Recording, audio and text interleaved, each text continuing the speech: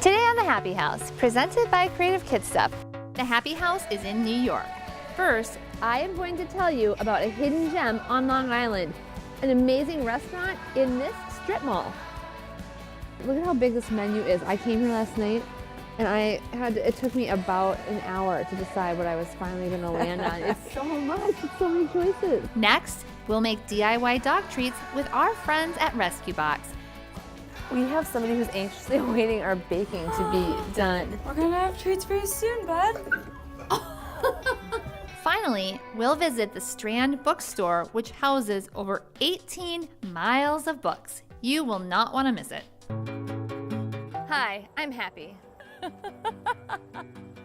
I learned early on things are much easier with a little help. I also have a few tricks of my own to share. It's go time, people. Welcome to the Happi House, presented by Creative Kid Stuff. I'm in Long Island, and when I travel, I always like to eat where the locals recommend. So last night, I ate at Mara's Homemade. It was delicious, and I was lucky enough to meet the owner, Mara. She has agreed to tell us her secret for creating the best hamburger ever.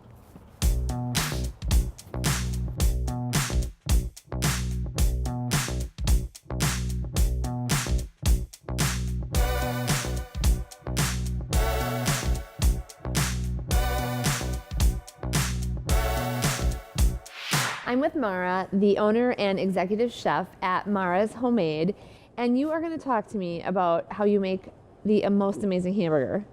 Thank you. Tell me a little bit about the kind of food that people can have here at Mara's Homemade. I had a lot of it last night, and it is delicious. Thank you. We are from the South, so we focus on Southern food, Southern seafood. Barbecue is real popular in Arkansas, Texas, chicken fried steak. Yes. And what intrigued you last night is that everything is homemade from scratch, to the point where on our hamburgers, which we started serving when we moved to Long Island, we grind brisket for it, and then we try to combine it to serve a burger that's unique, Yes. that's different from everywhere else. We are going to get to take a sneak peek into the kitchen, but first I just need to talk about this look at how big this menu is. I came here last night and it took me about an hour to decide what I was finally going to land on. It's so much, it's so many choices. I know, and we keep trying to cut it, but then people get upset, you know, and the nice thing about it is you can come here for barbecue, for a burger, for fish. You know, we are serving whole crisp bronzino. You know, we do a lot of healthy food, Yep. believe it or not, Southern healthy. Well, I am excited to head back into the kitchen. I do have one recommendation to give our viewers, which is if you make it to Mara's Homemade, you have to get the fried green tomatoes because they are lightly dusted and amazing. Thank you. Let's go back to the kitchen. Okay. We are in Mara's kitchen where all the magic happens. And Josh, it's nice to meet you. Do you know this woman? Yeah. You could say that. How did you get hired here? Well, she's my mom. Oh, okay. That works out. You are lucky to be able to work with family. So you are sort of the master behind this homemade ground meat that is the major component of the hamburgers that are served here, right? The hamburgers, the chili, and any other kind of meat specials we like to do. Okay. So we've got a very large piece of meat here. What are you going to do with it? I'm gonna trim it down, cut off the bad fat from the good fat. What's good fat and what's bad fat? This right here, this is bad fat. See, it gets caught in the grinder, doesn't cut up very well. Got it? It's kind of like rubbery. Oh. Over here, this is a nice chunk here. It's like softer fat or something. Well, it's more solid fat. Yeah. It's very grainy, and it's gonna grind up just as easily as the meat will. All right, got it. Well, I can't wait to see this. Okay, once the fat and the meat are separated, then we're going to weigh the meat. We're going to weigh that, and then we're going to put with the meat enough fat to make it an 80-20 mixture. Right, you have to know exactly how much Right. meat and then add fat as needed. Right. Yes, because cows are just like humans. None of us are uniform. Then in a food processor, we're going to puree onion and garlic together, along with eggs, raw eggs, And why do you put eggs in there? to hold it together As a when binder? it's cooking as a binder, because we don't put in any bread products for filler. So once you've added the garlic and the onion and the egg, it's then ready to be formed into patties? Right, we mix it all in, and then we weigh out 8-ounce or half-pound balls, and then we put the ball into one of these rings and press down evenly. I need one of these. And that way, all of the burgers are uniform in size and height, because they all press down the same, because they're all the same weight. So you always got to take household items and see what you can utilize to get the job done. And sometimes you can actually get a better product and do a better job using those household products. So everything should have more than one use, is what you're saying? Yes. Oh, yeah. I use this for cookies, big cookies. Yes. I would make a biscuit with this. You could do a big biscuit. I have a smaller one for that, but you could. I've also used it for when I make potato pancakes. Oh, latkes. yeah. We press it into that in the oil and get a nice uniform latke that way. And people can't, I mean, I think they can get kind of an idea of what this kitchen is like, but it is tight. So everything is very efficient and has to be useful. Yes. Exactly. Though it's not as tight as our city kitchen was. Really? But when you talk about the volume of things, the fact that every single thing is homemade here, so you're baking in here, you're cooking, Yes. you're frying, you're doing all of that in this one space. Yes. Mm-hmm. Yep, everything is homemade from scratch. And we cook in small batches. I mean, Yeah. you talked about the massive menu, Yeah. but we may only have 3 or 6 or 8 of any one item on the menu at a time, because we're making it in small batches. Yeah. All right. It looks like we are almost ready to start making our ground meat. Just got to grab the grinder and we'll grind it up. Josh, you've weighed out the meat and now you're grinding it. And then something that makes your burgers even more special is the pretzel buns. They are delicious. Yeah, thank you. Thank you so much for inviting us into your kitchen. Thank you. Bye. Eat it, Mars. Coming up next on the Happi House, presented by Creative Kid Stuff, I'm at Family Pet, learning how to make homemade dog treats with Jenna.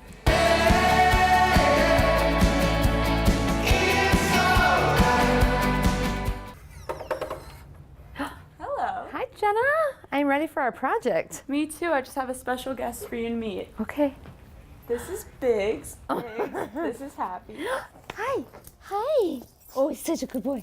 Are you ready for our project? Okay, yeah. Perfect. I stopped by the Family Pet office today while visiting Long Island, and I'm meeting with Jenna, who is going to teach me how to make homemade dog treats. Yes, dog eat dog treats. So people could eat these too, right? Yeah, but they're better for dogs. Okay, all right. So it looks pretty easy, and it also looks adorable. Are these good for dogs? Yes, very good for dogs. They're a good, tasty treat and all natural stuff. Okay. It doesn't look too complicated, actually. It looks No. like basic ingredients. Anybody can do it, and you don't have to be an artist. I'm definitely not. Anybody can do this at home. What's our first step? So your first step is an all-natural peanut butter. You want to stay away from any artificial sweeteners, especially if you see xylitol. Don't buy it for your dog. So first you start out with half a cup of all-natural peanut butter. Okay, so just this, put it in the bowl. Put it in the bowl. Throw it in. Right. I don't even know what is, how would I even know to look for xylitol? What even is that? It's just an artificial sweetener. Got it. It's you could see it on any label. It's easy to see. Most peanut butters tend to not have it, I think. Okay, all right. It's easy. So half cup peanut butter. Then just a cup of water. Plain old water. Thanks for measuring all this out for me. Yeah, of course. Makes it a lot easier. Okay. And then 2 tablespoons of canola oil. Okay. So that's easy enough. Yeah. These things are basically in any kitchen, honestly. Yeah, exactly. Okay. So now you're gonna stir that all together until it's smooth. Mhm. Yeah, it seems hard at first, but then Stir it. I got this. it happens Yeah. eventually.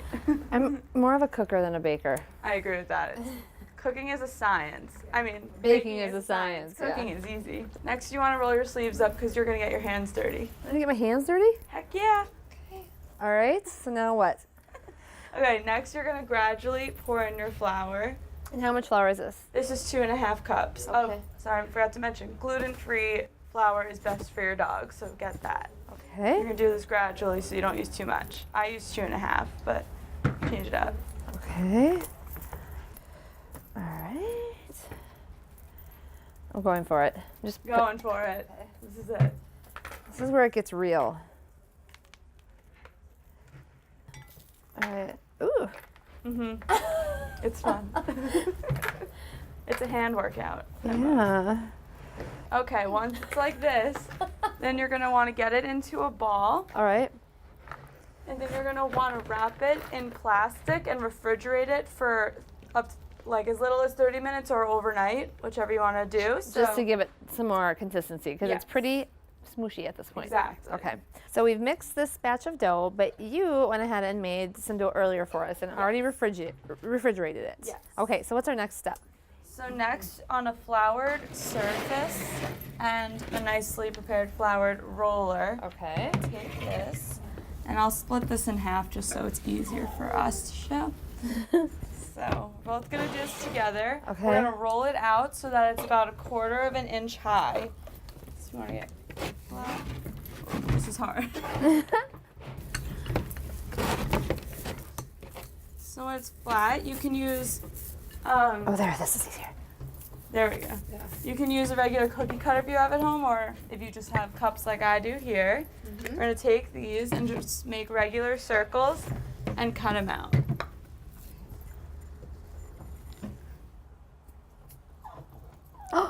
We have somebody who's anxiously awaiting our baking to be done. We're gonna have treats for you soon, bud. He's starving. Okay, so I've cut out my You got circle. that. So then on a cookie sheet with parchment paper on it. Here, let's move these done treats over. Okay. Yes. Put it on the cookie sheet. Spread them out.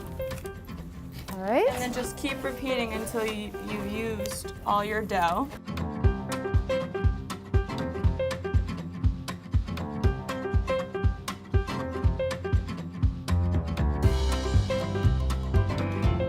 This is strangely satisfying. It is, right?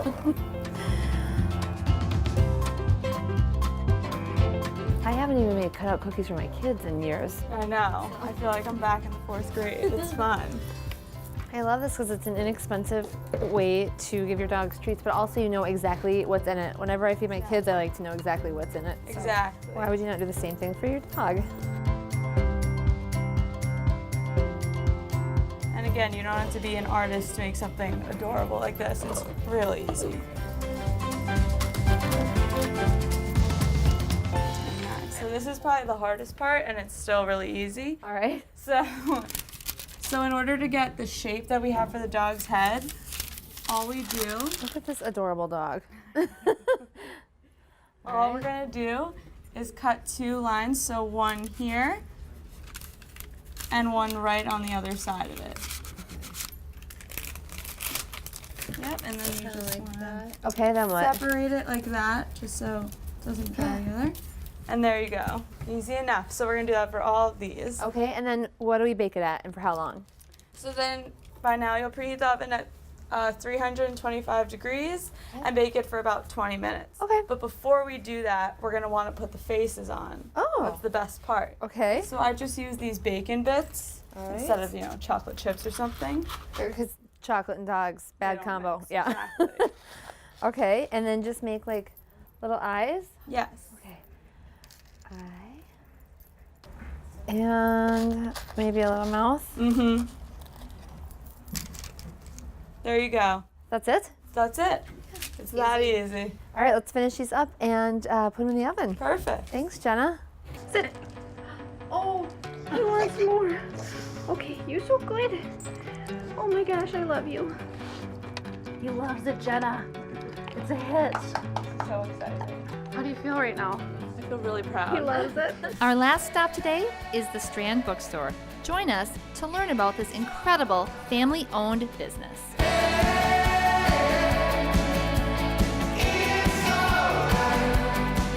I'm at the Strand Bookstore today with owner Nancy Wyden, and this place is incredible. I am a book nerd, so I might have to be here for about 10 hours after we finish talking, because there's so much to see. Tell me about a little bit about the history of your store. It began in 1927. It was my grandfather's, Benjamin Bass, and he was a young man in his 20s, and he loved books. And he didn't have hardly any money. He borrowed $300, and he put up his book collection, and opened up a small store in an area that was called Book Row. And there's a book just on that area. At its height, there were 48 bookstores. Wow. It ran from the 1880s to about the 1960s. And they all competed with one another, and were the remaining store, the only store that remains from that time. Wow, that is quite a history.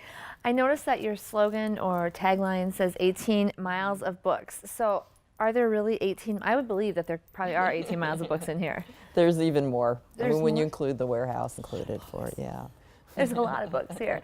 And we are in your rare book room right now. So what is housed here? Things like antique bindings, books that are signed by authors, books that might have some meaning, maybe first editions. We've had customers that have bought their libraries from us, accumulated over the years, and then they even say it in their will to make sure to send it to the Strand afterwards. That's really neat. Yeah. You have offered to give me a tour of the store. So Love to. can we take a look around? Because there Sure. are lots and lots of things to see in here. All right, thanks.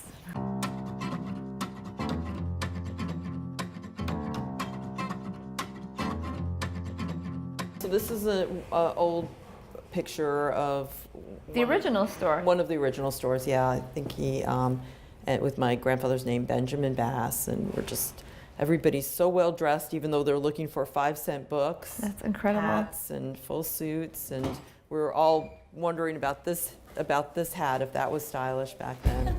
This is my dad when he was 20 years old. They all wore uniforms. This is my grandfather. We have kiosks in Central Park. Earlier upstairs, they said, "Oh, you run the store with your father?" And she said, "Yeah, with my daddy." Oh, you were 13 when you started. Yeah, And you're 88 now. sure. That's a long time. Indeed. Yeah, when I went to school, I came in here after school and worked. And, of course, it was a different store. Yeah. I mean, it was much smaller. What do you like about going through old books? Well, I'm on a treasure hunt. I never know what I'm going to find. It's just fun, that's all. It's just my pleasure, This is fun. I love your store. I want to spend all day here. Okay, well, thank you. We do.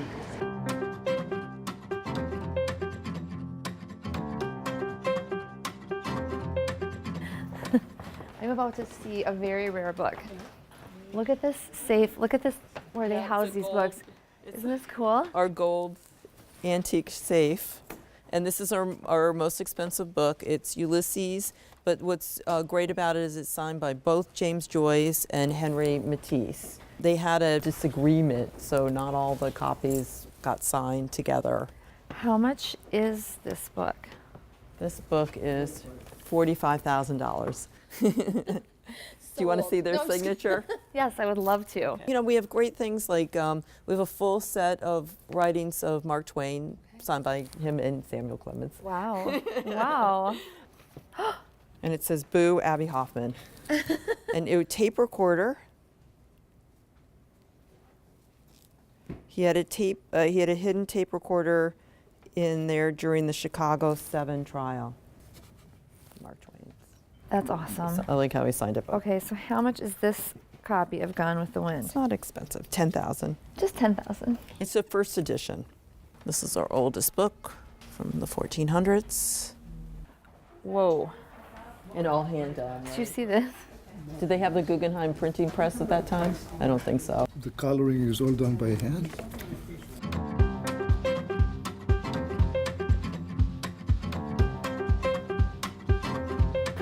I can't wait to tell my daughter I actually saw the real bench from the movie The Fault in Our Stars. So we're here in our second floor art department. It should have one of the largest selections of art books in the country. Okay, and art, like about art, technique, or just all of it? Everything. Everything art. Artists, photography, architecture, any kind of design, graphics. It's That's great really here. neat. It's fun. Yeah, I love it. It's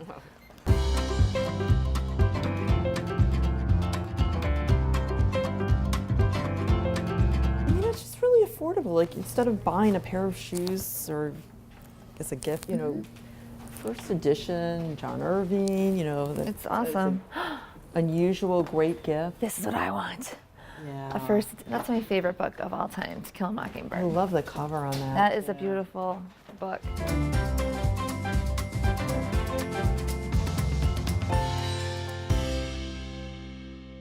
Thanks for meeting with us. Colin will help you. Thank you. All right, bye. Bye. Should